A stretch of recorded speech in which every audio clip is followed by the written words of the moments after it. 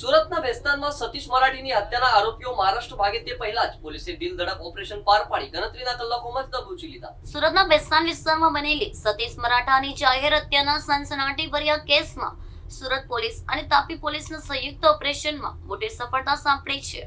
ગુનો આચર્યા બાદ મુખ્ય આરોપીઓ મહારાષ્ટ્ર તરફ ભાગી છૂટે તે પહેલા જ તાપી જિલ્લા એલસીબી અને સુરત શહેર ક્રાઇમ બ્રાન્ચે ફિલ્મી ઢબે દિલ ધડક ઓપરેશન હાથ ધરીને ગણતરીના કલાકોમાં જ તમામ આરોપીને દબોચી લીધા છે. હત્યાના ગંભીર બનાવો બાદ પોલીસની વિવિધ ટીમો એક્શન મોડમાં આવી ગઈ હતી અને ટેકનિકલ સર્વેલન્સ તેમજ બાતમીદારોની મદદથી આરોપીનું ચોક્કસ લોકેશન મેળવી તેમને ઝડપી પાડવામાં આવ્યા હતા.